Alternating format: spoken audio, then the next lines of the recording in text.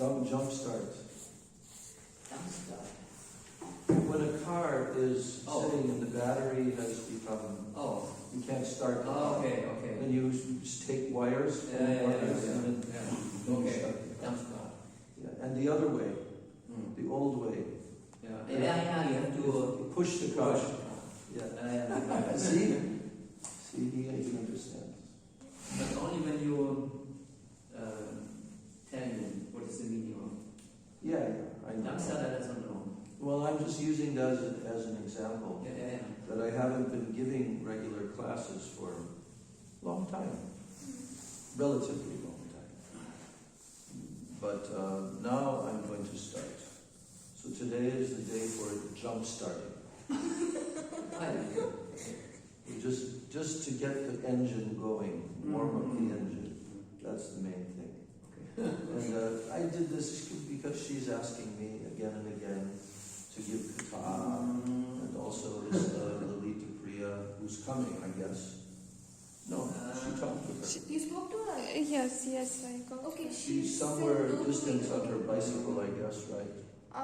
She didn't mention, but she said that after 20 minutes, like. She said after 20 minutes, so that's after like 10 minutes now. Yes. We'll see.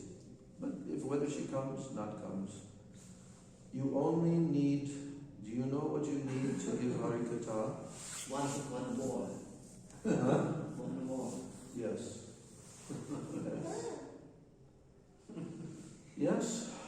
There are many examples, both by Bhaktisiddhanta Saraswati Thakur and also our Srila Prabhupada, Bhaktivedanta Swami Maharaj. Many examples where he gave a lecture and no one came. But then the devotees said, there's different stories what the devotees told. Oh, Prabhupada, no one came. And Prabhupada said, no one came? No, you didn't see? Narada Muni came. Narada Muni was here. And of course Prabhupada's few disciples. But they were thinking there would be a public program. And also Bhaktisiddhanta Saraswati Thakur has said that even if there's no one, you preach to the walls. Yes. And also it is told that even if there is one person, this is speaking of what's called Ishtagosti. Ishtagosti, you heard that word before? Yes. You know the meaning? Yes. You know the meaning of that word? It's a meeting and everyone is telling and speaking about something.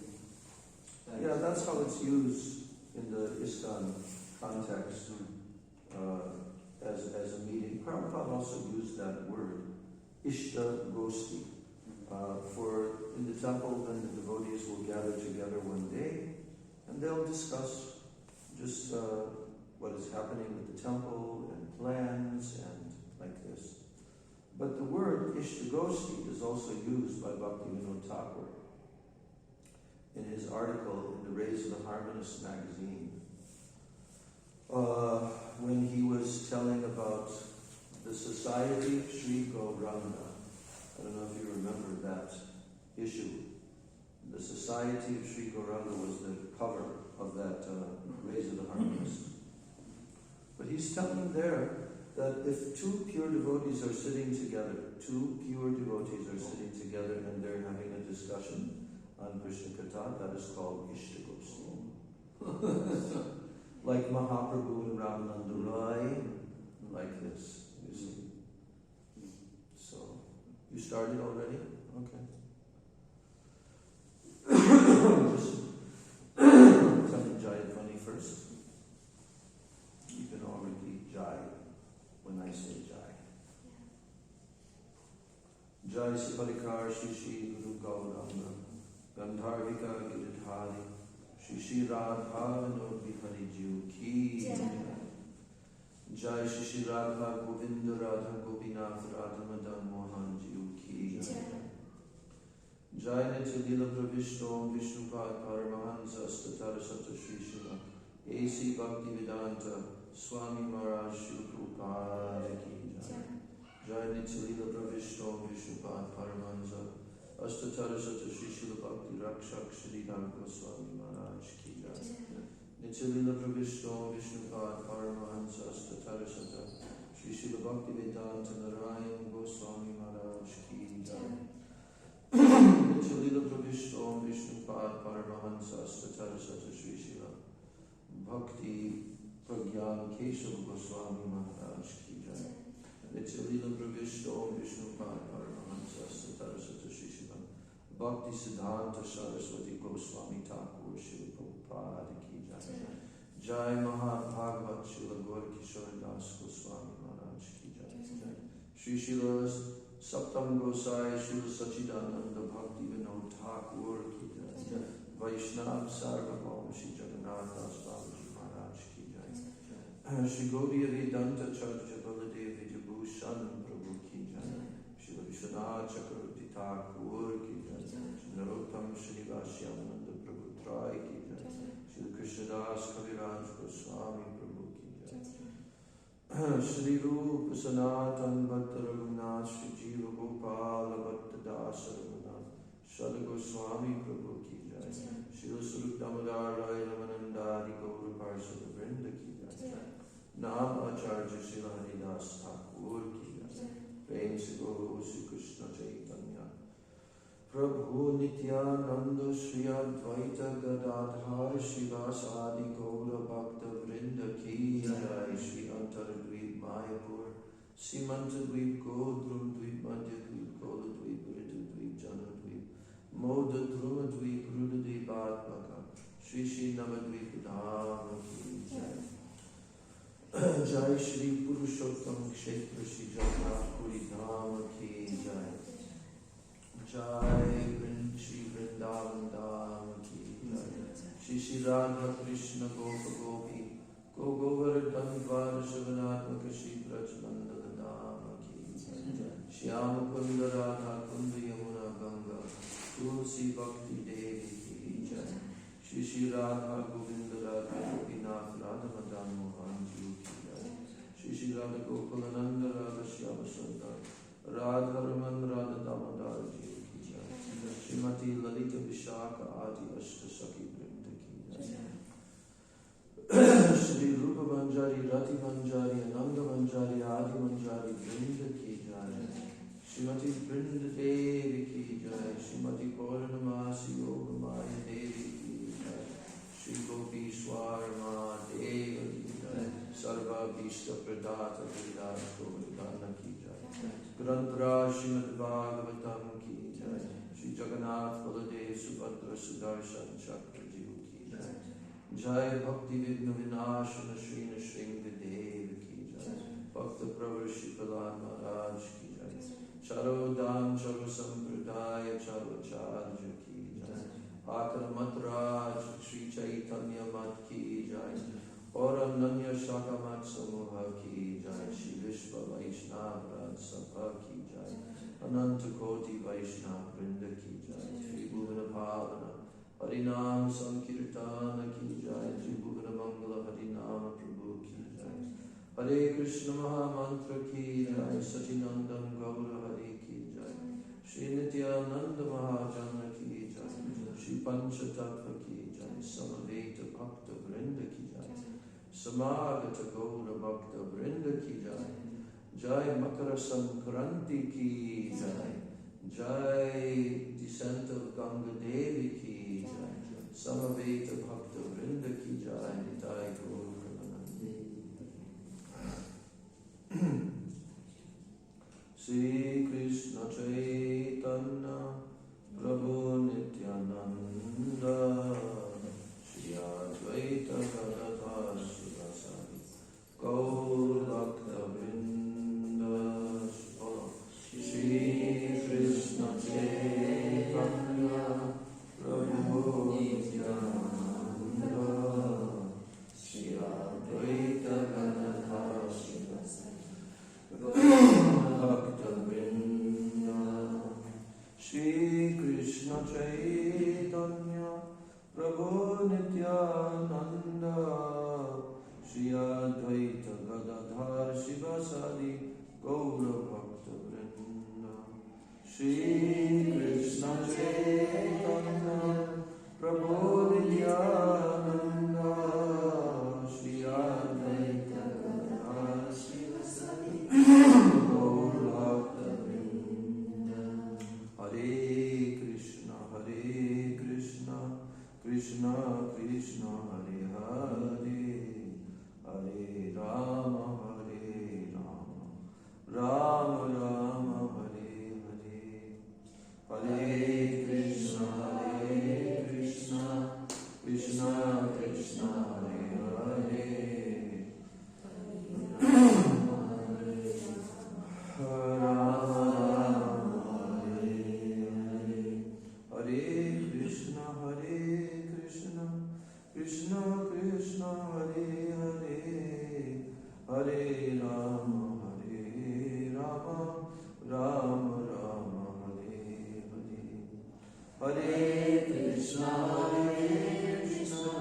Krishna Krishna Hare Hare Hare Rama Rama Rama Hare Hare Radhe Govinda Govinda Radhe Radhe Radhe Govinda Govinda Radhe Radhe Radhe Govinda Govinda Radhe Radhe Radhe Govinda Govinda Radhe Radhe Radhe Govinda Govinda Radhe Radhe Radhe Govinda Govinda Radhe Radhe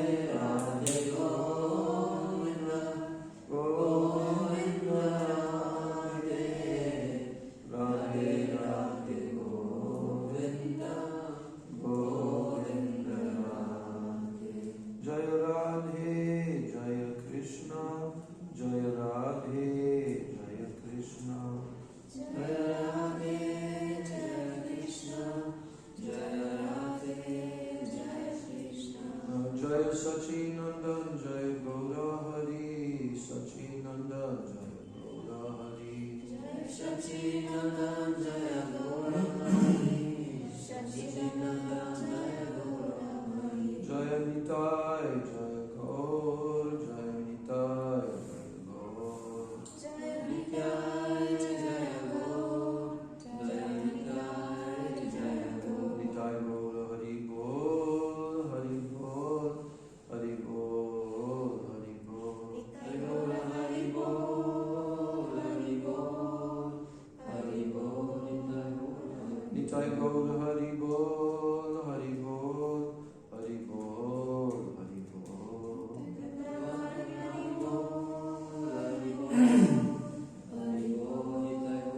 Nitai Gaur Premanande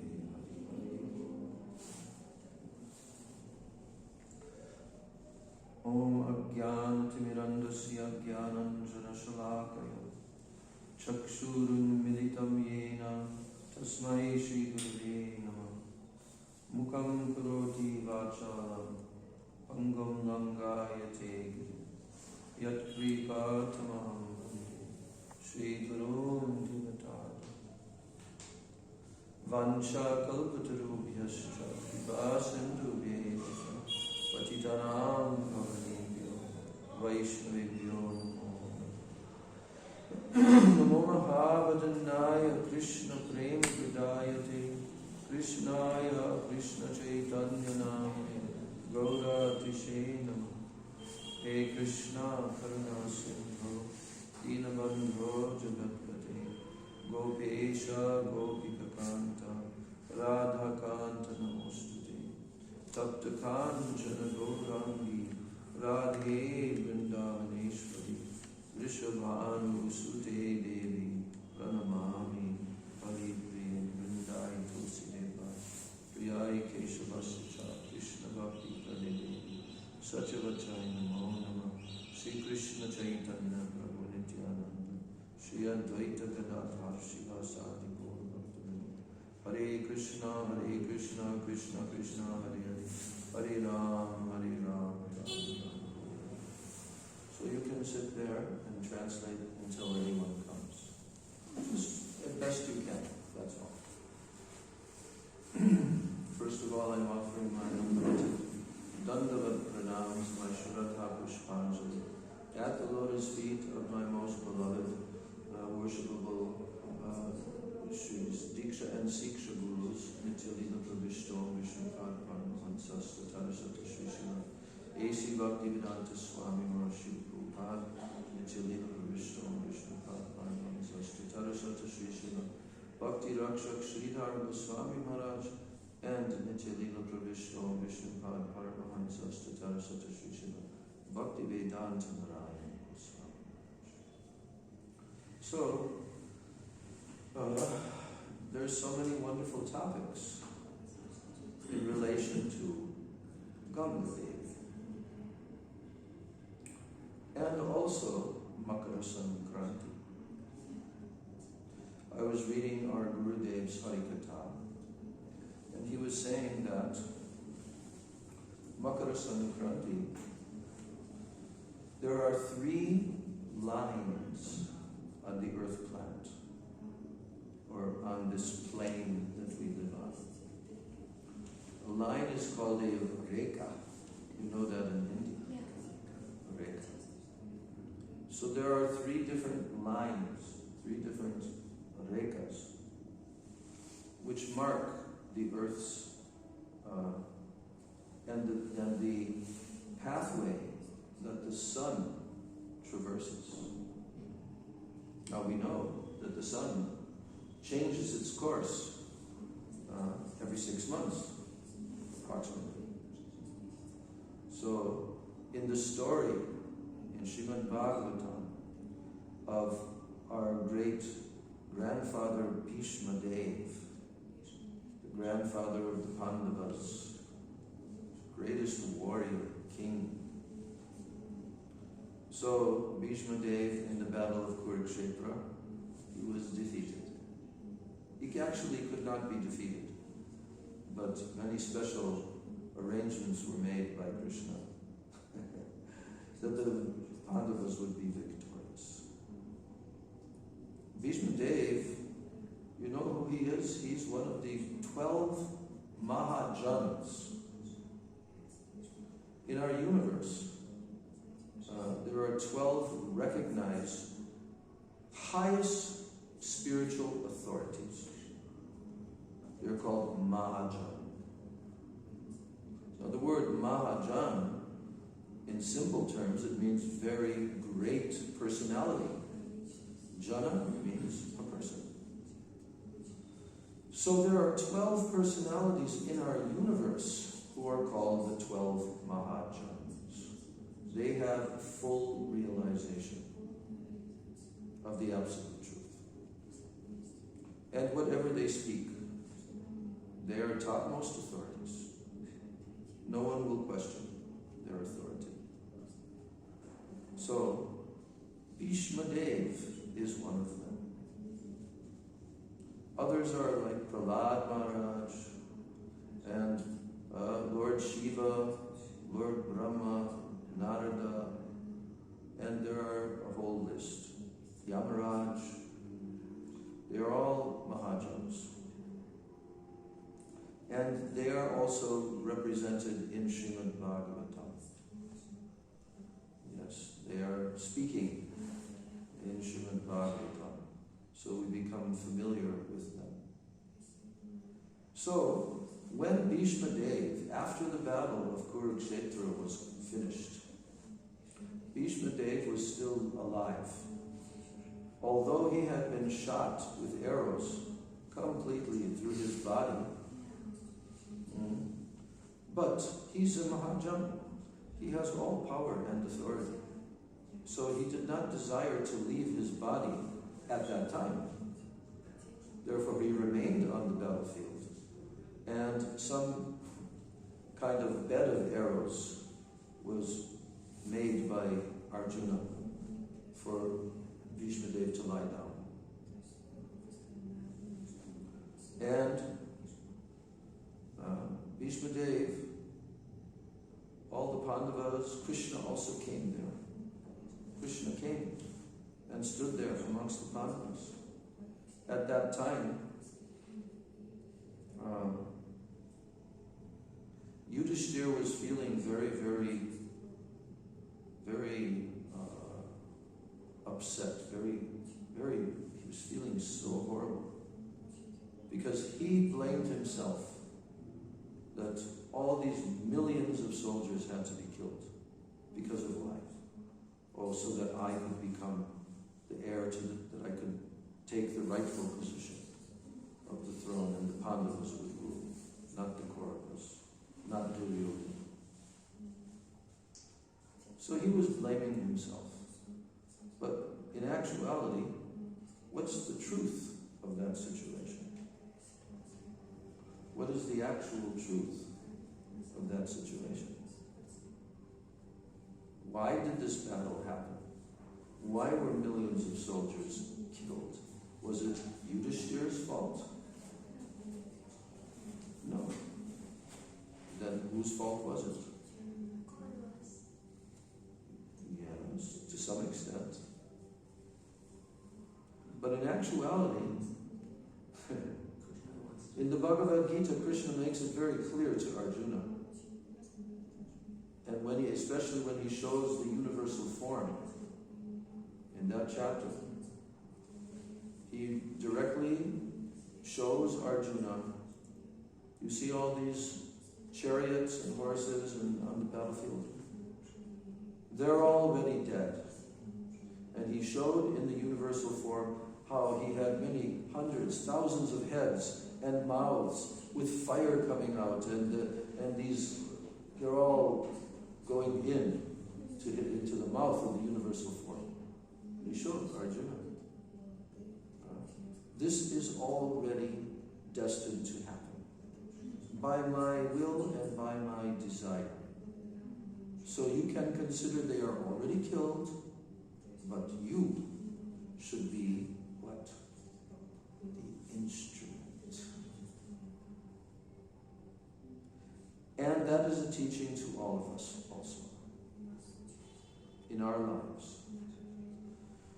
We should understand this is one of the main teachings of the Bhagavad Gita. And who did Krishna teach the Bhagavad Gita to? Who was the recipient of the Bhagavad Gita? When Krishna spoke this on the battlefield of Kurukshetra, Bhagavad Gita to Arjuna, who was the recipient? Arjuna was, but in actuality, Krishna was speaking this for all time, for all living entities. This is his message to us, conditioned souls. What you must do to attain me, to become free from all suffering in this world, and to attain transcendental love for me. What must you do? That is the message of the Bhagavad Gita. And it is set on the battlefield because also all the warriors, they were also hearing Bhagavad Gita. But this Bhagavad Gita is for the purpose of fulfilling the mission for which the Lord descended. One of the reasons why Krishna descended is because in the beginning of the 10th canto, Mother Bhumi, the demigoddess of the earth planet, took the form of a cow and came with tears in her eyes to Brahmaji. My body is I'm feeling so much pain because there are so many demonic, asuric, military forces that are increasing and increasing on the surface of my body, because it's her body. The earth planet is her body. So, in that pastime, then Lord Brahma went to the ocean of milk, and on the beach of the ocean of milk, he was able to receive mystic transmission message. From who? From Lord Vishnu. Because Lord Vishnu is there on the island in the ocean of milk, Kirudaksha Vishnu. That's why it's called Kir. And that's why Kir will be called sweet rice, is made from milk. Because milk ocean. So, the message was received by Lord Brahma from Vishnu, and he communicated it to all demigods who were there. And he said, very soon I will descend. And all of you demigods should also take birth in the human society to assist me. So, the coming to this world, Krishna had a number of very important things to accomplish. One of them was to reduce the burden, this heavy weight, this burden, of Earth planet.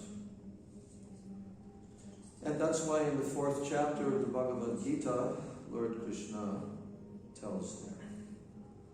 2 verses, 2 shlokas. In India, many people, even if they're not at all dharmic, acting dharmically in their life, but if they know any verse from Gita, they may know this one. You know which one?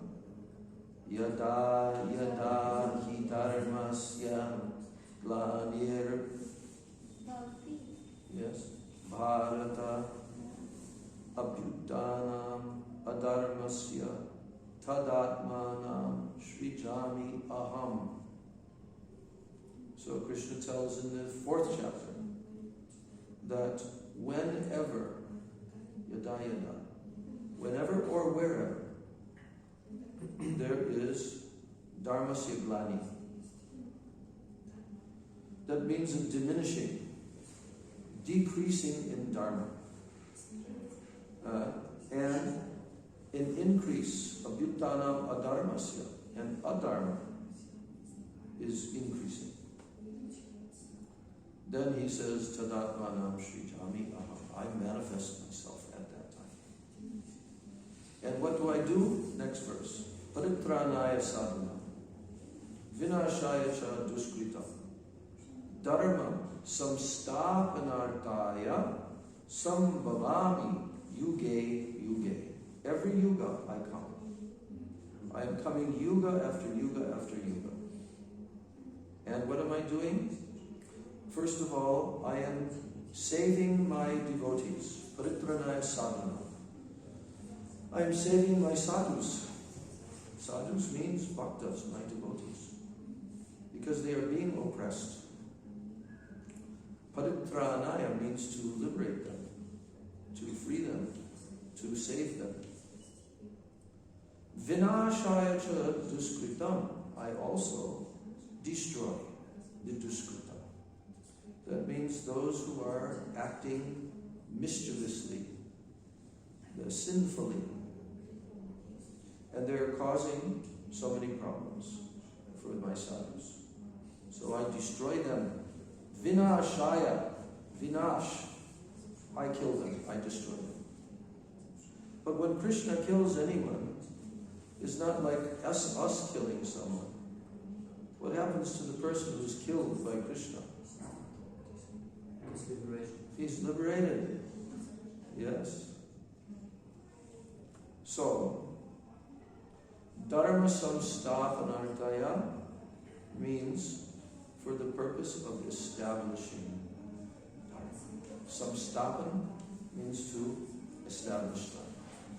So this is the main principle in our entire universe, why we're here, and what is the purpose of this universe and everything. Main purpose is to establish Dharma. Why to establish Dharma? For what reason? Because without Dharma, the living entities will remain here in the material universe endlessly. Dharma is the system that is given by the Supreme Lord, that they can follow. It's a roadmap. You follow this, you'll get to this destination. So the system of Dharma is given from the beginning of the universe to Lord Brahma, and then it is handed down. And this will always be there. But when there is the diminishment of Dharma, in Kali Yuga especially, in Kali Yuga people become very sinful, and there are so many bad qualities and so forth. But even then, the Lord is so merciful in this Kali Yuga, or any Kali Yuga, He comes also, and He teaches the process of Yuga Dharma. But in other Kali Yugas, He is teaching the chanting of Harinam Sankirtan with Vaikuntha Nam, meaning that you will go to Vaikuntha, not Goloka. But when He comes as Chaitanya Mahaprabhu only once in the whole day of Brahma, and He did in this Kali Yuga, we're sitting right in the place where He appeared, 500 years ago. So when He comes in this Kali Yuga, then He is giving the Yuga Dharma also, but He is manifesting the power of the Mahamantra to give you Braja Prem, not like Vaikuntha Prem. Vaikuntha Prem is Lord Narayan, Lakshmi Narayan, and only Dasya Bhav, mood of Dasya, servitude. But no, in Goloka Vrindavan, all 5 rasas are there. Dasya, Shanta, Dasya, Sakya, Vatsalya, Madhurya. So Chaitanya Mahaprabhu is Krishna Himself and Radha combined together. And they have come to give the highest praying that was never given before by anyone else in any universe. Only they can give it. So we are very, very extreme good fortune to be on this planet at this time when the mission of Chaitanya Mahaprabhu, which was directly preached by Him, and we're right here in His own Dham, where He did it, where He manifested Harinam Sankirtan, Nityananda Prabhu, Panchatattva, all. And we're right here. So this is quite inconceivable, actually. But it's a fact. It is a simple fact. So, great good fortune is required. So in this way,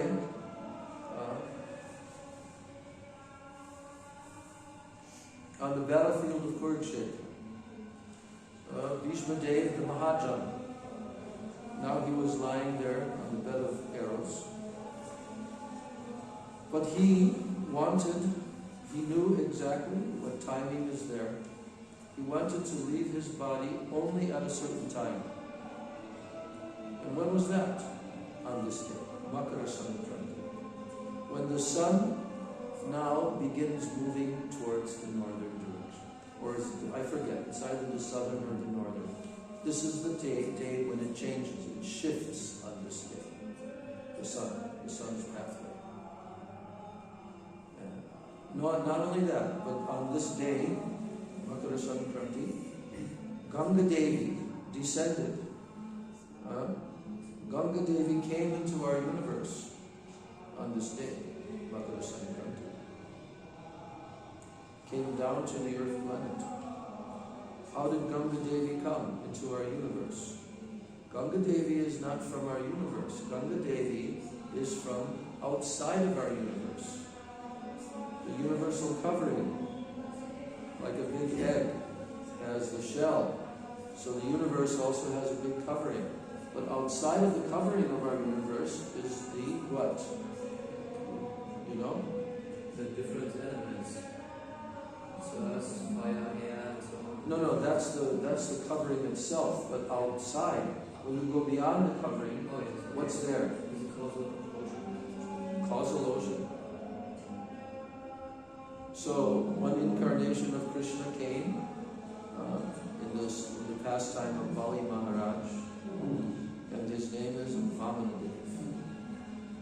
Another name that he has various names. Trivikram, Urukrama, that was my initiated name from Prabhupada. Urukrama. What means Urukrama? Krama has different, this verse, Atmaram Shlok, You know Atmaram Shloka? You know No, of it? I cannot. Okay, when Mahaprabhu spoke with Sarvabhauma Bhattacharya, and also later on when he taught Sanatana Goswami, he discussed this one shloka from Srimad Bhagavatam which is called Atmarama Shloka. It begins with the word Atmaramascha Munayo Nirgranti Api Urukrame. And it has the name Urukrama in it. So, it's talking about how all different liberated souls who are liberated, how when they come in contact with the transcendental glories of the Lord, they hear that, they automatically become attracted. And these are Atmarama. You know the meaning of the word Atmaram?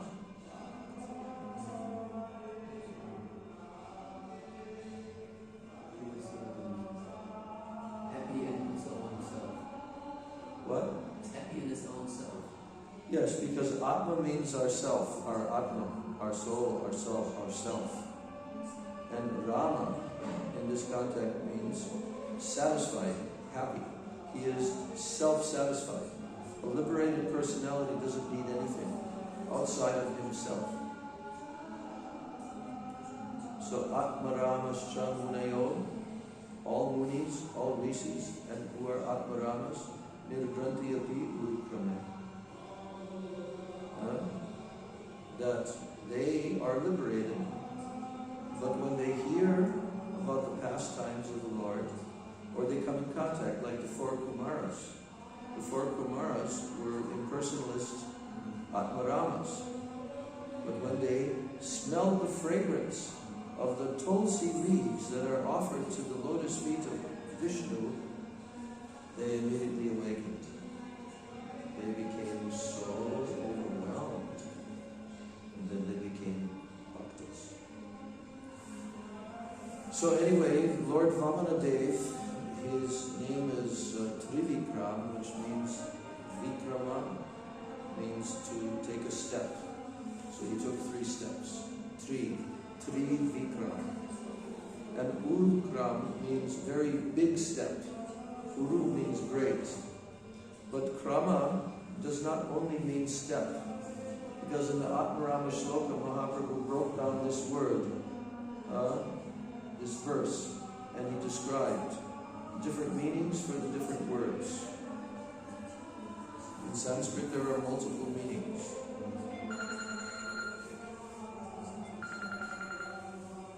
Maharaj, I'm in the middle of giving class. Yeah. Okay, how do you know? I'll do that.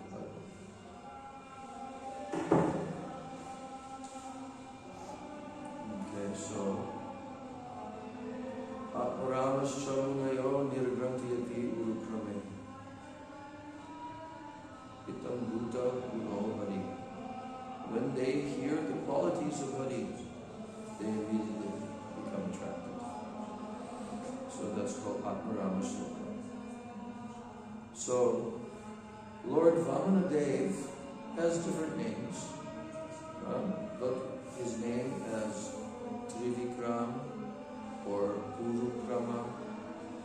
Urukrama also means Krishna, because the name Urukrama means one who performs activities. Krama means to perform activities. So in my initiation letter from Srila Prabhupada, the name Urukrama, Prabhupada gave me. He says, I have given you this name, Urukrama. Urukrama Das Brahmacharya.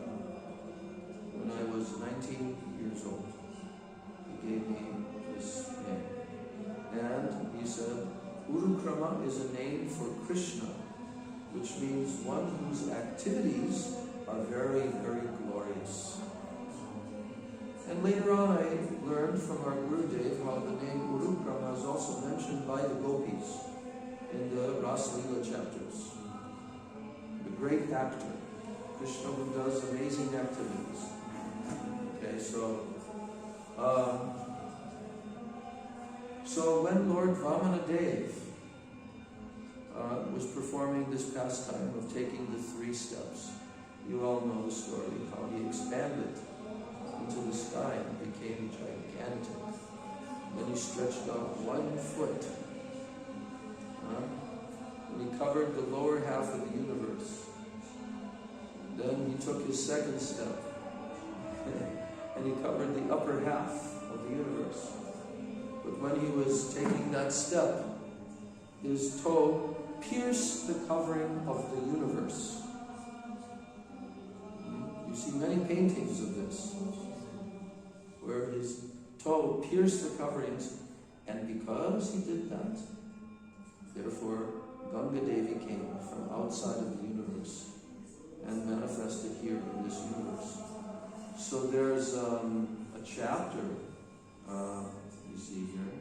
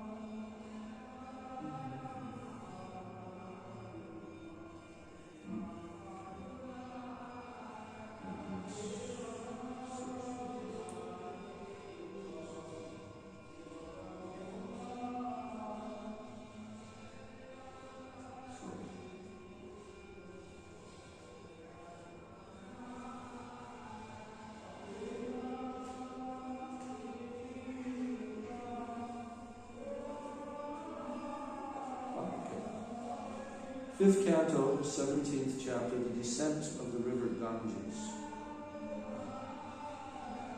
So, now Shukadeva Goswami, he begins this chapter and he's speaking to Maharaj Parikshit. And he says, "My dear king, Lord Vishnu, the enjoyer of all sacrifices, he appeared as Vamanadev in the sacrificial arena of Bali Maharaj. Then he extended his left foot, not right foot, left foot, to the end of the universe and pierced the hole in its covering with the nail of his big toe." So Krishna's big toe can become quite big. Not like ours. Through the hole in the covering of the universe, the pure water of the causal ocean entered this universe as the Ganges River. Having washed the lotus feet of the Lord, which are covered with reddish powder, so the water of Gaṇgā acquired a very beautiful pink color. Every living being can immediately purify his mind of material contamination by touching the transcendental water of the Ganges. Yet, its waters remain ever pure. So, where are we right now? How far away is the Gaṇgā from where we are sitting here?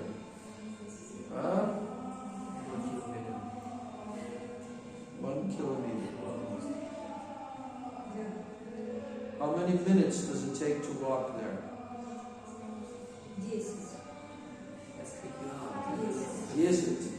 10 minutes, 15 minutes. For me, maybe a little longer. That Gaṇgā is running through Navadvip Dham. And do you know, when we go on Navadvip Parikrama, we also talk about the Gaṇgā, and on this side of the Gaṇgā, and on the other side, the Mayapur side of the Gaṇgā. What's going on? What? On our side is Jamuna. I can't hear you. On our side is the Jamuna. On the other side is the Gaṇgā. Yes. Yes, Jamuna Devi is also flowing here, transcendental Yamuna Devi. So, on this side, Jamuna is flowing, on the other side is Gaṇgā Devi.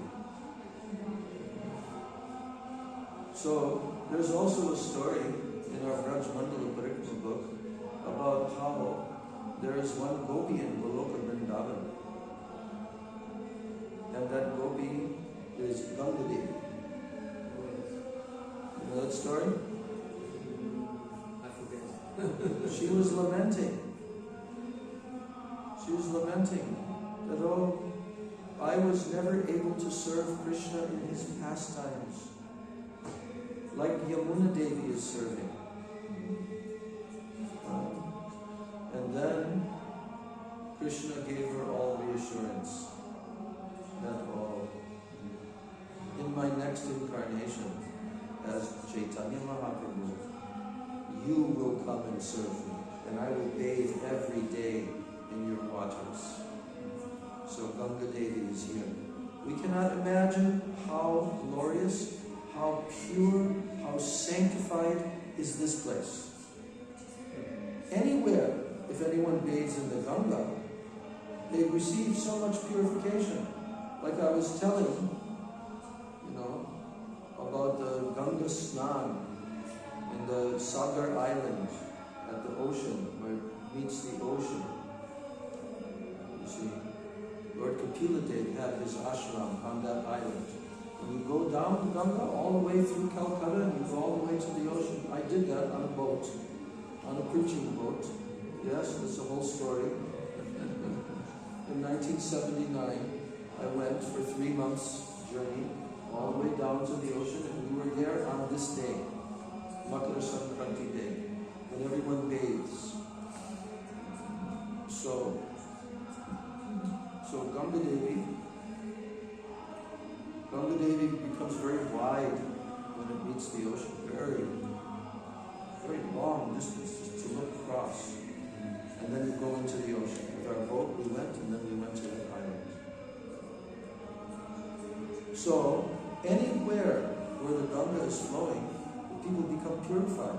And on any planet, because it also comes down through the heavenly planets to our earth planet and so forth. Gaṇgā Devi is transcendental. We know that Gaṇgā Devi seems to originate in the Himalayan mountains, right? But in actuality, no. Gaṇgā Devi is originating in the causal ocean and coming down. So, my point that I'm making is that this place, where the Gaṇgā is flowing in Navadvip Dham, is the topmost place anywhere that one can bathe in Gaṇgā. Yes, they go to the ocean to bathe in the Gaṇgā, but this is the topmost place. And even Haridwar, where the Gaṇgā and Yamuna are flowing, and they have Kumbh Mela and all of that, this is far superior to that place. Did you know that? You should understand that. There's a whole shloka which is talking about the different tirthas, holy places. And all those tirthas are subordinate to the holy tirtha in which Krishna himself has appeared. Namely, Vraja, Vrindavan, and Navadvip Dham. These are the topmost dhammas. They're not tirthas, they're dhammas. So we should understand this when we live here. As bhaktas, this should become a very deep meditation and realization in our mind and heart. How I am so fortunate that I'm here in this dham, and I can take bath in Gaṇgā Devi, which Mahaprabhu bathed in, and I can walk on the 9 islands of Navadvip Dham where Mahaprabhu did Harinam Sankirtan every single day for years, dancing in ecstasy. And I can go to the birthplace where Mahaprabhu appeared from the womb of Mother Sachi. How fortunate to be here. It's inconceivable good fortune. But our acharyas, they want the whole world to come here. They are not satisfied until the whole world comes here. And therefore Chaitanya Mahaprabhu's movement. Mahaprabhu has sent great personalities directly from Goloka Vrindavan to make this movement available to the whole world. Like who? Bhaktivinoda Thakur, Bhaktisiddhanta Saraswati Thakur. The whole line of our acharyas, going all the way to Rupa Goswami and his personal associates. And now in the present day, all of our current acharyas and Srila A.C. Bhaktivedanta Swami Prabhupada, who brought this to the whole world. Now, the movement of Mahaprabhu is unleashed. It will take some time, but the whole world is going to know. How do we know that the whole world is going to know? Because Chaitanya Mahaprabhu himself has told us. Prittivite ache jata nagaradi gram sarvatra prachar horibe mor nam. In every town, every village of the whole world, Prittivite means in the whole world. Whatever town and village is there, horibe mor nam. My name will be preached everywhere. And that means his teachings. That is now beginning to happen. Otherwise, how could we be sitting here? Because it was only confined to India before. But Bhaktivinoda Thakur was not satisfied, therefore he wrote the book. What book? In English language he wrote it. In 1896, that year, he wrote a small book and he sent it to the Western countries by post. He sent 2 copies. One copy he sent to England, and it is there. It was received by the library, the British Library in London. And the other he sent to a university in Canada called McGill University. And the devotees actually found that when the movement was started, and they requested that we can take that, and they replaced it with another copy of that. Anyway, main point is that Bhaktivinoda Thakur, he began the process of bringing the message of Krishna, of Chaitanya Mahaprabhu, outside of India for the whole world. And he also predicted, he made predictions in the future that white-skinned Western Vaishnavas, followers of Chaitanya Mahaprabhu, will come to his holy dham here in Mayapur, Navadvip, and along with their Indian brethren, they will raise their arms in the air and perform Harinam Sankirtan together. That came to pass. I was personally here when that happened. In 1975, we had a huge group of devotees that went from the Chandrodaya Mandir all the way up to Mahaprabhu's birthplace. You can see videos of it actually. And marching, hundreds of Western devotees, hundreds of Indian devotees, and going to the birthplace of Mahaprabhu, doing a huge Mahasankirtan. Prabhupada was in Mayapur at that time. So, the movement of Sri Chaitanya Mahaprabhu was not meant just for India. Although, by the will of the Lord, there was a long period of a few hundred years before it began to be taken out of India. But everything is arranged by the Lord. He has his purposes to fulfill. One of the purposes was that the technology would develop by the will of Krishna, where the preacher of Mahaprabhu's mission and other preachers in the future will be able to travel the whole world very quickly, where the communication systems will be instantaneously available anywhere. Yes. So that was arranged by Krishna. And then the preachers came and took birth in this world. So Bhaktivinoda Thakur, because there was does it need focusing? No, it's okay. So Bhaktivinoda Thakur wrote a book called Sri Chaitanya Mahaprabhu, His Life and His Precepts. Precepts means His teachings. Small book. You can download it. The PDF file you can download for free. Just type it in. It's right there. And Srila Bhaktivinoda Thakur, in that small booklet, he introduced this person named Sri Chaitanya Mahaprabhu. And he told about his life, some summarization of the periods of his life, his childhood, his growing up, his youth, when he introduced the Sankirtan movement, how he marched against the Qazi, the Muslim Qazi, how then later taking sannyas and traveling all throughout India like this. And the second part of the book is his precepts. And the precepts that he preached in the second part of the book is called Dasmul Tattva. It means the 10 philosophical principles of Chaitanya Mahaprabhu's movement. That is given in the Jaiva Dharma by Srila Bhaktivinoda Thakur in great detail. So that book was sent to the West in the year 1896. You know what also happened in that year, 1896? Good year. What happened in that year? Our Srila Prabhupada was born in 1896 in Calcutta.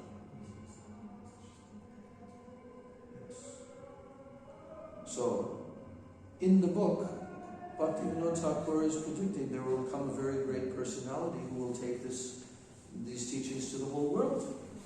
Yeah. He predicted. That person is A.C. Bhaktivinoda Swami Prabhupada. Srila Prabhupada was always extremely humble, not proud. I was listening to one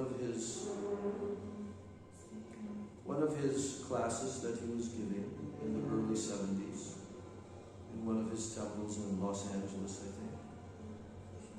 And he was mentioning this about Bhaktivinoda Thakur's prediction, that a personality will come who will take this to the whole world, right? And then Prabhupada says in a very humble way, just, maybe it is that I am that person. It is a very humble way, you know.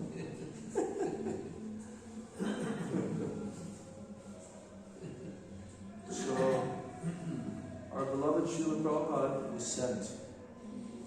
He was directly sent. And this will continue to go on because the movement of Chaitanya Mahaprabhu, there are already so many great personalities who are descending, and they will take birth, and then they will preach this mission. That time is coming now. So, back to the topic about Gaṇgā Devi and Bhishma Dev. Yes. But let me finish reading about Gaṇgā Devi here.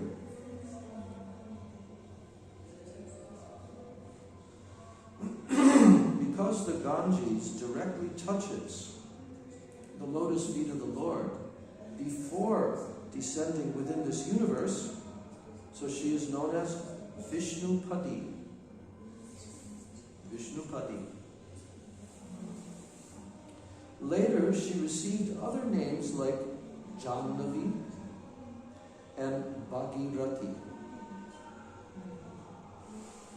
And after 1,000 millenniums, the water of the Ganges descended on Dhruvaloka, the topmost planet in this universe. And therefore all learned sages and scholars proclaim Dhruvaloka to be Vishnupad. That means situated on Lord Vishnu's lotus feet. So when we say Nama Om Vishnupadaya, we are referring to this.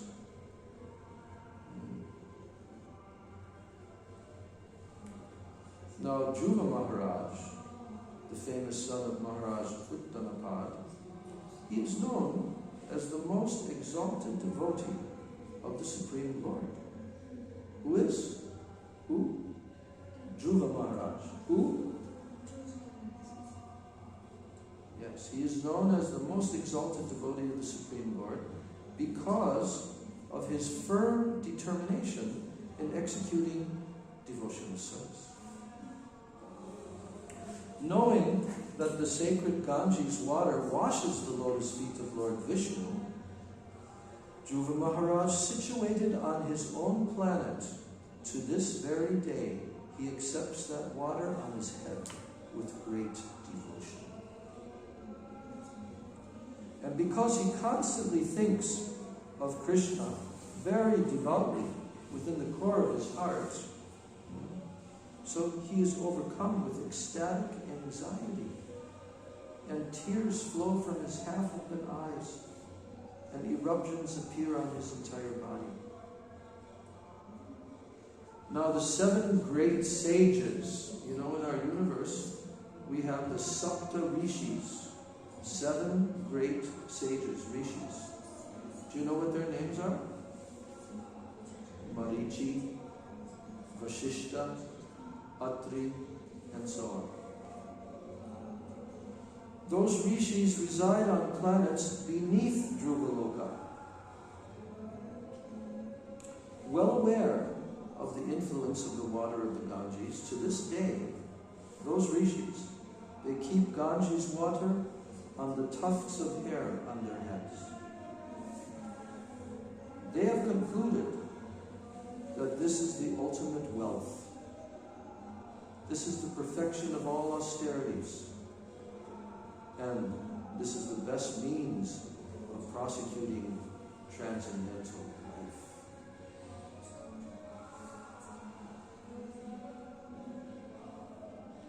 So in this way, this chapter, the descent of the river Ganges, from 5th canto, chapter 17, is talking verse by verse how the river Gaṇgā comes down through the universe, how it comes from Dhruvaloka, the pole star, and it's carried through outer space by who? The demigods, in billions of celestial airplanes. Then it inundates the moon planet, Chandraloka, and finally it reaches Lord Brahma's abode atop Mount Meru. And on top of Mount Meru, the Gaṇgā divides into 4 different branches, each of which gushes in a different direction, east, west, north, south. So these branches, known by the names Sita, Alakananda, Chakshu, and Bhadra, they flow down to the ocean. Yes. So then there's all kinds of talk about how the Gaṇgā comes down through different mountain ranges. And each one of these branches, it describes, each one of these branches, how it comes down and touches which mountains, like that. So there are many other rivers, both big and small, that flow from the top of Mount Meru. These rivers are like daughters of the mountain, and they flow to the various tracts of land in hundreds of branches. Now, among the 9 Varsha, you know what a Varsha is? Varsha is a tract of land, very big. So there are 9 different Varshas. So the tract of land known as Bharat Varsha. What's Bharat Varsha? This one right here is called Bharat Varsha. Yeah. So it is understood, Bharat Varsha is understood to be the field of fruitive activities. What does that mean? That means this is where the jivas can play out their material desires. They can do their karma, good, bad, and then they get the results.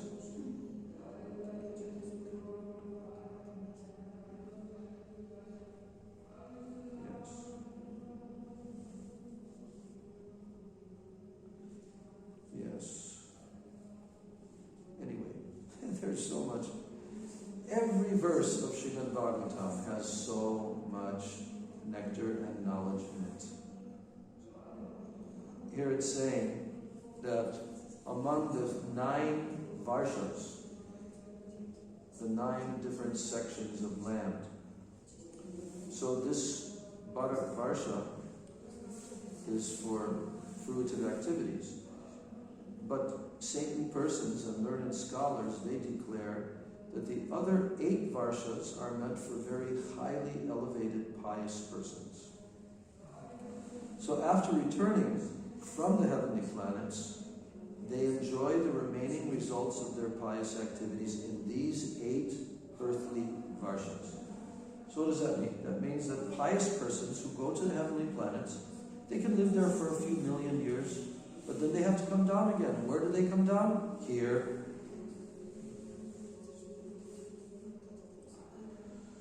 So it says, in these 8 varshas, or tracts of land, human beings live 10,000 years, according to earthly calculations. But of course, this is being spoken at the end of Dwapara Yuga. And they used to live 1,000 years, then 10,000, then 100,000. So, in this land of Bharatvarsha, all the inhabitants, they're almost like demigods. They have the bodily strength of 10,000 elephants. That's definitely not in this Kali Yuga. Indeed, their bodies are as sturdy as thunderbolts. The youthful duration of their lives is very pleasing, and both men and women, they enjoy sexual union with great pleasure for a long time, and after years of sensual pleasure, when a balance of 1 year of life is remaining, then the wife conceives a child. This is talking more about like Satya Yuga. Like Satya Yuga. And thus the standard of pleasure for the residents of these heavenly regions is exactly like that of the human beings who lived during Treta Yuga, it says right here. Now in each of those tracts of land, there are many gardens filled with flowers and fruits according to the season, and there are beautifully decorated hermitages as well. See, this is not Kali Yuga. That's gone. There's a whole long, lengthy, very, very poetical description of these places in this verse here. To show mercy to his devotees, in each of these 9 tracts of land, the Supreme Personality of Godhead, known as Narayan, expands himself in his quadruple principles of Vasudeva, Sankarshan, Pradyumna, and Aniruddha. In this way, he remains near his devotees to accept their service. Now, Shukadeva Goswami is telling to Maharaj Parikshit, in the tract of land known as Ilavrita Varsha, the only male person is Lord Shiva, the most powerful demigod. Goddess Durga, the wife of Lord Shiva, does not like any man to enter that land. If any foolish man dares to do so, she immediately turns him into a woman. I shall explain this later in the 9th canto, Srimad Bhagavatam. In Alavrita Varsha, Lord Shiva is always encircled by 10 billion maidservants of Goddess Durga who minister to him. 10 billion. 10 billion is more than the number of people that are on this planet. So, the quadruple expansion of the Supreme Lord is composed of Vasudeva, Pradyumna, Aniruddha, and Sankarshan. Sankarshan, the 4th expansion, is certainly transcendental, but because his activities of destruction in the material world are in the mode of ignorance, he is known as Tamasi, the Lord's form in the mode of ignorance.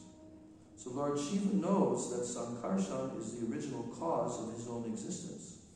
Thus he always meditates upon him in trance by chanting the following mantra. He says,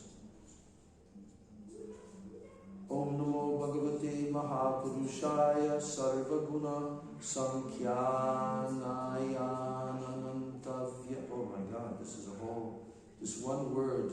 is a whole line long. Sankyanaya nantaya vyaktaya nama iti. One word. Yes, one line. One line. No, just one word. So here, Lord Shiva is glorifying Sankarshan. He's saying, O Supreme Personality of Godhead, I offer my respectful obeisances unto you in your expansion as Lord Sankarshan. You are the reservoir of all transcendental qualities. And although you are unlimited, you remain unmanifest to the non-devotees. So like this is a whole long chapter. But now I want to jump to another chapter in the first canto, and we'll finish our class today by hearing about Lord Bhishma Dev, how he passed away from this world in the presence of Lord Krishna. Who also passed away from this world in the presence of Lord Chaitanya? You know? That's right. And when all the devotees remembered this passing away of Haridas Thakur, who they were there when Haridas Thakur left his body, indirectly looking at Lord Chaitanya's foot on his chest. So all those devotees, they thought about Bhishma Dev. Why? Do you know? Do you know why they thought about Bhishma Dev? It's also part in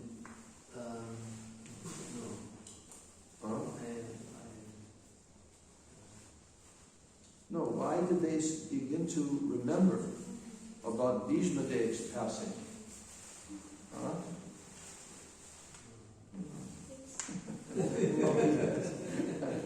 Okay. Huh? Do you know why?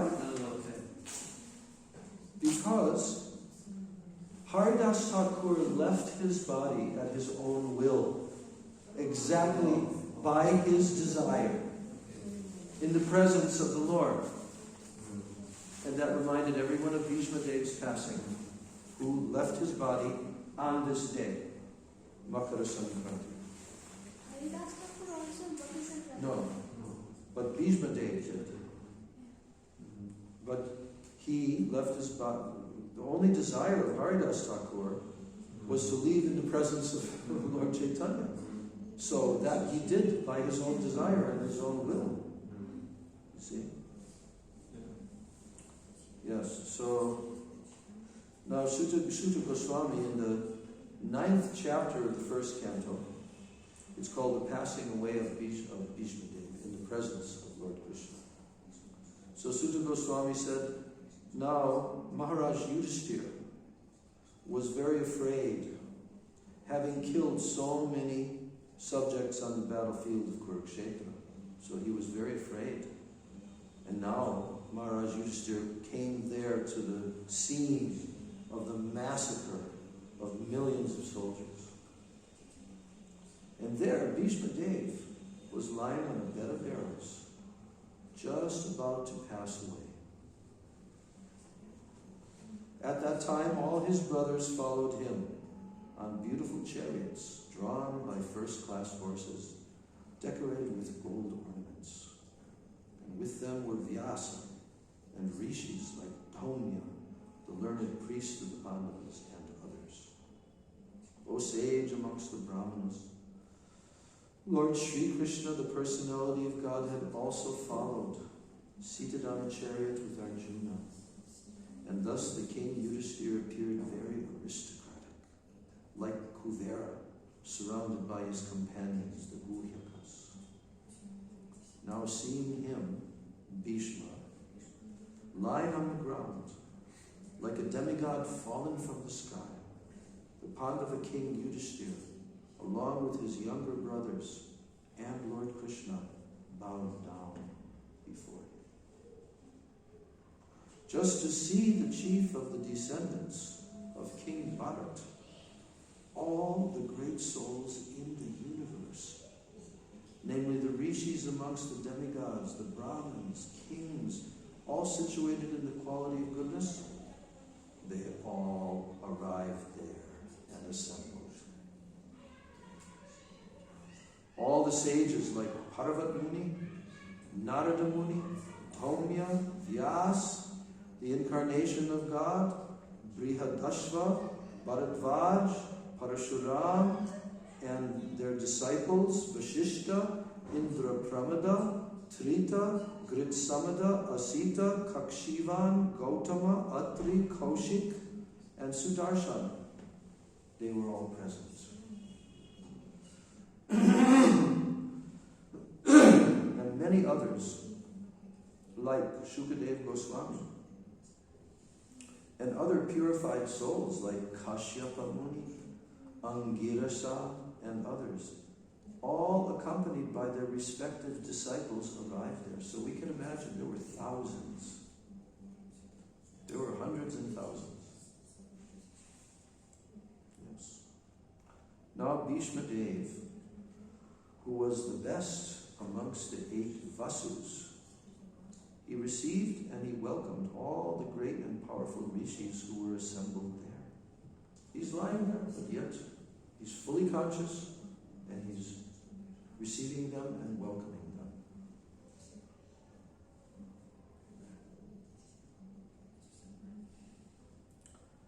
Because Bhishma Dev knew perfectly all the religious principles, dharma. And he knew everything according to time and place, how to apply dharma according to time and place. So Lord Sri Krishna is situated in everyone's heart. Is he in our heart? Is Krishna in our heart? Yes. Here he tells us. He is situated in everyone's heart. Yet, he manifests his transcendental form by his internal potency, his transcendental form. He manifests outwardly. This very Lord, Krishna, was sitting before Bhishma Dev. And since Bhishma Dev knew of his glories, now Bhishma Dev worshipped him properly. Now the sons of Maharaj Pandavas, they were sitting silently nearby. They were completely overtaken with affection for their dying grandfather. And seeing this, Bhishma Dev congratulated them with feeling. There were tears of ecstasy in his eyes, for he was overwhelmed by love and affection. Then Bhishma Dev said,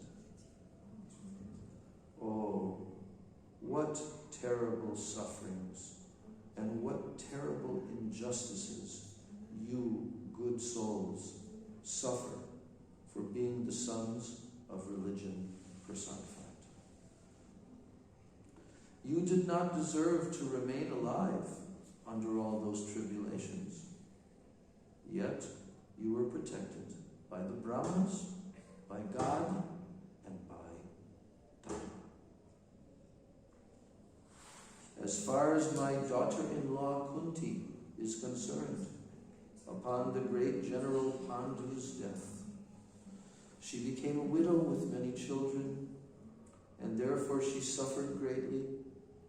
And when you were grown up, she suffered a great deal also because of your actions. In my opinion,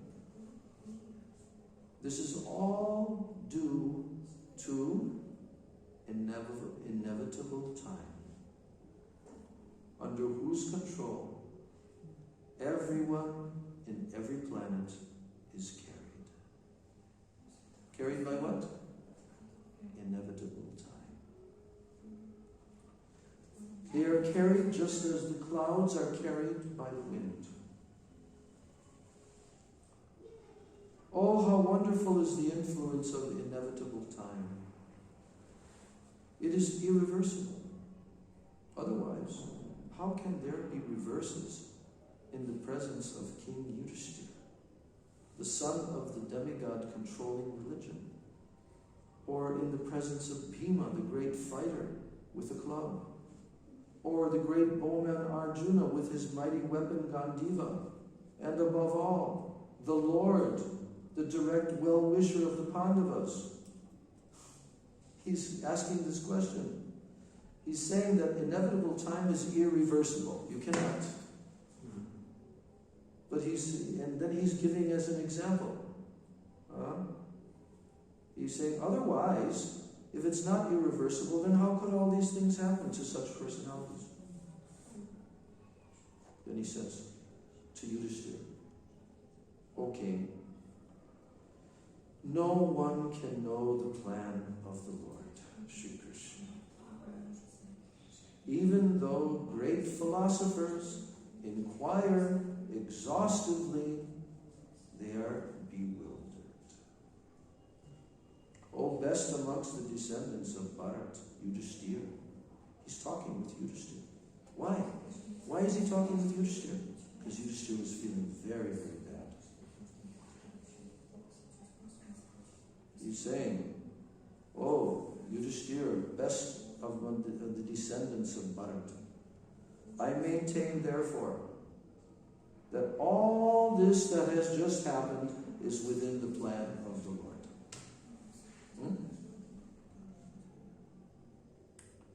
And accepting the inconceivable plan of the Lord, you must follow it. You are now the appointed administrative head. And my Lord, you should now take care of those subjects who are now rendered helpless. That's the first business of the king. Now, Yudhishthira he has now become the king, the emperor. Then he tells Yudhishthira, this Sri Krishna is no other than the inconceivable original personality of Godhead. He is Narayan, the supreme enjoyer. But he is moving amongst the descendants of King Vrishni, just like one of us. And he is bewildering us with his self-created energy. O king, Lord Shiva, Narad, the sage amongst the demigods, and Kapila, the incarnation of Godhead, they all know very confidentially about his glories through direct contact. They know. O king, that personality, whom, out of ignorance only, you thought to be your maternal cousin, your very dear friend, your well-wisher, your counselor, your messenger, your benefactor, that very personality, he is the personality of Godhead, Sri Krishna. He is not your cousin. Now, being the absolute personality of Godhead, he is present in everyone's heart. And he is equally kind to everyone. And he is free from the false ego of differentiation. You know what that means? To differentiate, to discriminate between one person and another person. I like this, I don't like this. But he has no false ego, this personality of Godhead, Sri Krishna. And therefore, whatever he does, whatever actions that he does, are free from all material ignorance. He is completely equibalanced. Everything is sama-sama, equibalanced. despite his being equally kind to everyone, despite that he's equally kind to everyone, he has graciously come before me while I am ending my life, for I am his unflinching servitor. Now, Bhishma Dev is stating his position. May my Lord, who is four-handed and whose beautifully decorated lotus face, with eyes as red as the rising sun. Wait, I skipped one verse. The personality of Godhead, who appears in the mind of the devotee by attentive devotion and meditation, and by chanting of the holy name, that personality of Godhead releases the devotee from the bondage of fruitive activities at the time of his quitting the material body. May my Lord, who is four-handed and whose beautifully decorated lotus face with eyes as red as the rising sun is smiling, may he, Krishna, who's smiling, kindly await me at that moment when I quit this material body. Now Sutta Goswami said, Maharaj Yudhishthira, after hearing Bhishma Dev speak in that appealing tone, he asked him, in the presence of all the great rishis, about the essential principles of various religious duties. Now, Bhishma Dev gave an entire discourse, lying on the bed of arrows, to Yudhishthira. What was he telling about? Everything that the emperor and the king needs to do, needs to know, and needs to follow. And Yudhishthira wanted to hear from him. Why? Because he's Mahaja. So, at the time Maharaj Yudhishthira inquired, then Bhishma Dev first, what did he tell? Here's some summary of what he told. He defined all the classifications of castes and orders of life in terms of the individual's qualifications. In other words, Chaturvarnya Maya Shrishtam Guna Karma Vibhagasham. He was talking, because Varnash, this is Varnashram. In Vedic times, there's the four divisions of human society. So that's the most important thing, to maintain that in the kingdom of a righteous, Maharshi. So then, he systematically, he described how one can counteract by detachment, how he can counteract previous sinful activities and so forth by detachment, and also how he can cause interaction by attachment. So detachment, attachment. He then explained by various divisions the acts of charity, giving charity. He described the pragmatic activities of a king and also the activities for mukti, salvation. Then he described the duties of women and the duties of devotees. Both he described briefly and also extensively. Then he described the occupational duties of the different orders and the statuses of life. And he cited instances from history, for he was himself well acquainted with the truth. Now, while Bhishma Dev was describing occupational duties, what happened? The sun's course ran into the northern hemisphere. This period is desired by mystics who die at their own will. I'm just going to check the purport of that. Yes. So here Srila Prabhupada is explaining about this. We should hear this because this is today, Makara Sankranti.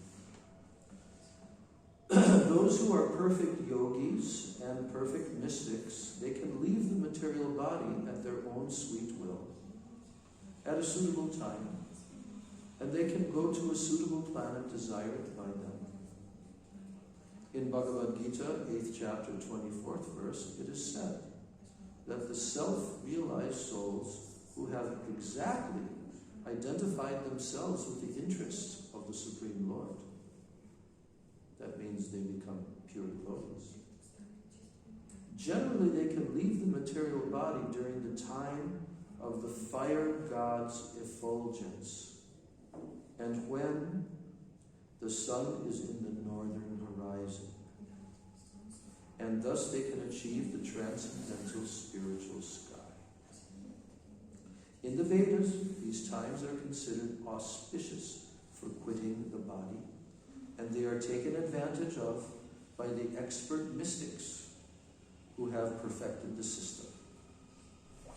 Perfection of yoga means attainment of such supermental states as to be able to leave the material body as desired.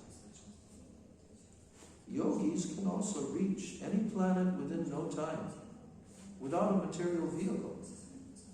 The yogis can reach the highest planetary system within a very short time. And this is impossible for the materialist.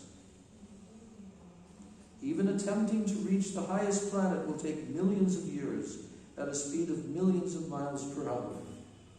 This is a different science. And Bhishma Dev knew well how to utilize it. He was just waiting for the suitable moment to quit his material body. And the golden opportunity arrived when he was instructing his noble grandsons, the Pandavas. He thus prepared himself to quit his body in front of the exalted Lord Sri Krishna. The pious Pandavas in front of them, and the great sages headed by Bhagavan Vyas and all great souls. So now it's describing how he left his body. Thereupon, that man, Bhishma Dev, who spoke on different subjects with thousands of meanings, and who fought on thousands of battlefields, such a warrior he was, thousands of battlefields, and who protected thousands of men, he stopped speaking, and being completely freed from all bondage, withdrew his mind from everything else and fixed his wide open eyes upon the original personality of Godhead, Sri Krishna, who stood before him, four-handed, dressed in yellow garments that glittered and shined. Can you imagine? What a scene. What a scene. By pure meditation, looking at Lord Krishna, he at once was freed from all material inauspiciousness, and he was relieved of all bodily pains caused by the arrow wounds. And thus, all the external activities of his senses at once stopped, and he prayed transcendentally to the controller of all living beings while quitting his material body. Bhishma Dev said, "Let me now invest my thinking, my feeling, my willing, which were so long engaged in different subjects and occupational duties, let me now invest that in the all-powerful Lord Sri Krishna. He is always self-satisfied, but sometimes, being the leader of the devotees, he enjoys transcendental pleasure by descending on the material world, although from him only the material world is created. Sri Krishna is the intimate friend of Arjuna. He has appeared on this earth in his transcendental body which resembles the bluish color of the tamal tree. His body attracts everyone in the 3 planetary systems, upper, middle, and lower. May his glittering yellow dress and his lotus face covered with paintings of sandalwood pulp be the object of my attraction, and may I not desire fruitive activities, fruitive results. On the battlefield, he's continuing to speak about Krishna in the presence of everyone. On the battlefield where Sri Krishna attended Arjuna out of friendship, the flowing hair of Lord Krishna turned ashen due to the dust raised by the hoofs of the horses. And because of his labor, beads of sweat wetted his face. All these decorations, intensified by the wounds dealt by my sharp arrows, were enjoyed by him. Let my mind thus go unto Sri Krishna. This is on the battlefield. Bhishma Dev actually shot arrows at Krishna. You didn't know that? Yes. In his chest, and he said that it's like a gopies, like something. Yes, but the point is that Bhishma Dev is now recalling. He's remembering, how did Krishna look on the battlefield as he ran towards me with a chariot wheel in his hands to kill me? When he left the body, then he was sitting for horses. This is prior to his leaving. Yes, He's looking at Krishna's face. He's talking to all the great saints who are there. And he's describing who is this Krishna. And what I'm meditating upon now. Because that was his rasa with Krishna. The chivalry rasa. Fighting. Right? So then he says, Krishna's flowing hair turned ashen due to the dust raised by the hoofs of the horses. And because of his labor, beads of sweat wetted his face, and all these decorations intensified by the wounds dealt by my sharp arrows. They were enjoyed by him. Let my mind thus go unto Sri Krishna. Next verse. In obedience to the command of his friend, Lord Sri Krishna entered the arena of the battlefield of Kurukshetra between the soldiers of Arjuna and Duryodhana. And while he was there, he shortened the lifespans of the opposite party by his merciful glance. This was done simply by his looking at the enemy. Let my mind be fixed upon that Krishna. When Arjuna was seemingly polluted by ignorance upon observing the soldiers and the commanders before him on the battlefield, then the Lord eradicated his ignorance by delivering transcendental knowledge. May his lotus feet always remain the object of my attraction. These are prayers that Bhishma Dev is offering directly to Krishna. Fulfilling my desire and sacrificing his own promise, he got down from the chariot. Because what was his promise? What was Krishna's own promise? That he will not engage in battle on the battlefield. But Bhishma Dev wanted him to sacrifice that promise. So he fought so hard. And when Arjuna was in trouble, what did Krishna do? Krishna jumped off of the chariot. He took up a chariot wheel and he ran towards me hurriedly, just as a lion goes to kill an elephant. He even dropped his outer garment on the way. May he, Lord Sri Krishna, the personality of Godhead, who awards salvation, be my ultimate destination. On the battlefield, he charged me as if angry because of the wounds dealt by my sharp arrows. His shield was scattered, and his body was smeared with blood due to the wounds. And at the moment of death, let my ultimate attraction be to Sri Krishna, the personality of Godhead. I concentrate my mind upon the chariot driver of Arjuna, who stood with a whip in his right hand and a bridle rope in his left, who was very careful to give protection to Arjuna's chariot by all means. Those who saw him on the battlefield of Kurukshetra, they attained their original forms after death.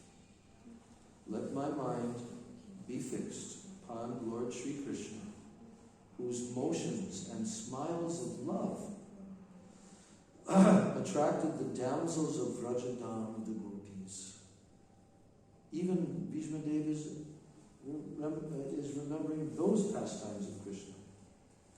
The damsels imitated the characteristic movements of the Lord after his disappearance from the Rasa dance.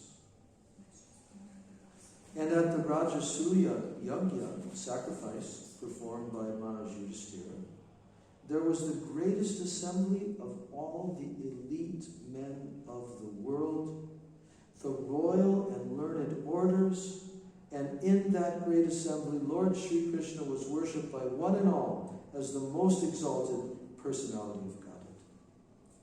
This happened during my presence, and I remembered the incident in order to keep my mind upon the Lord.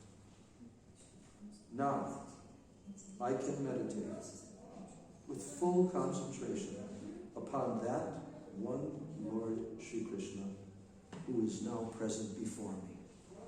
Because now I have transcended the misconceptions of duality in regard to his presence in everyone's heart, even in the hearts of the mental speculators. He is in everyone's heart. The sun may be perceived differently, but the sun is one.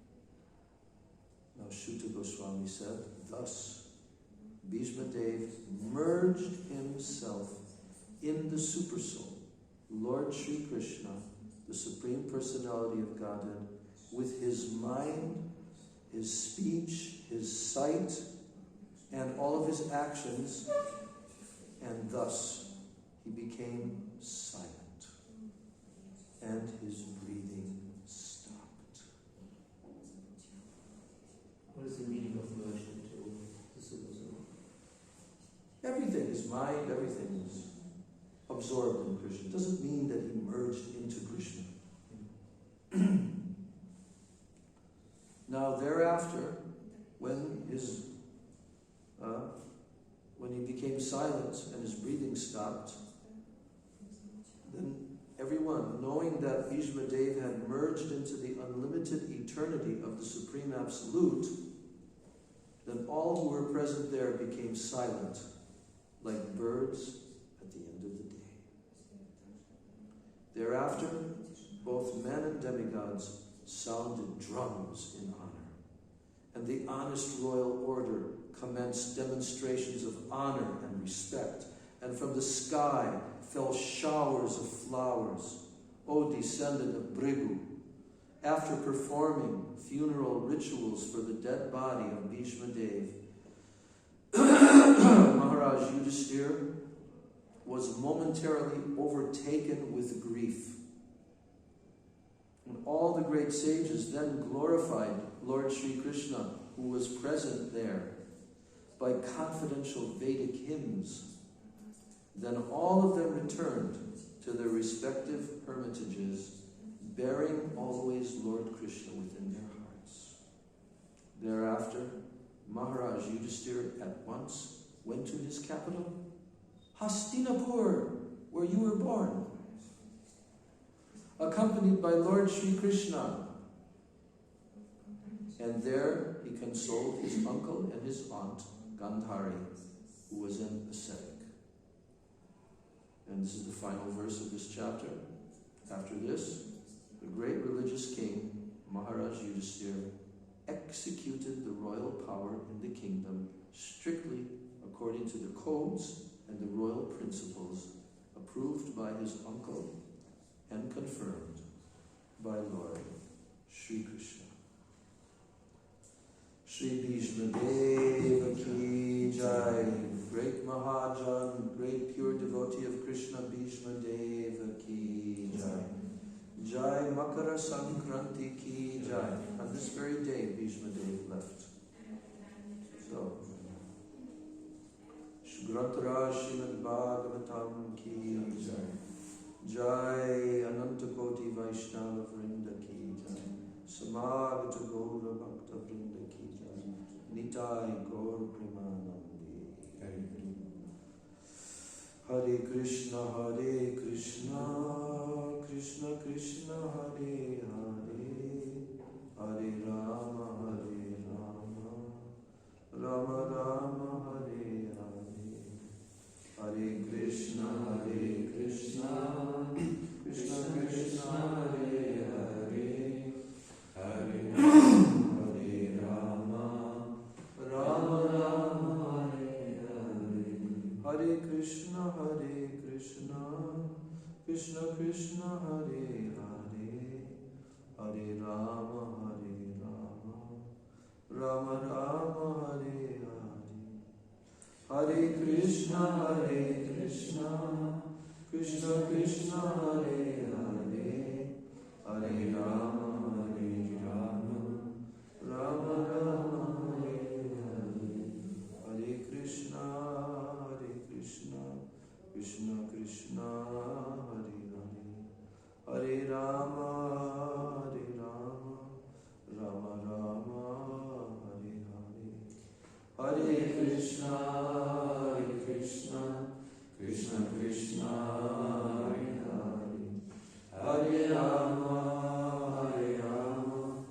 Rama Rama, Hare Hare. Nitai Gaura Hari Bol, Hari Bol, Hari Bol, Hari Bol. Nitai Gaura Hari Bol, Hari Bol, Hari Bol. Nitai Gaura Hari Bol, Hari Bol, Hari Bol, Hari Bol. Nitai Gaura Hari Bol, Hari Bol. Jai Shri Shri Guru Gauranga Gandharvika Giridhari Shri Shri Radha Vinod Bihari Ji Ki Jai. Shri Lakshmi Varaha Deva Ki Jai. Shri Shri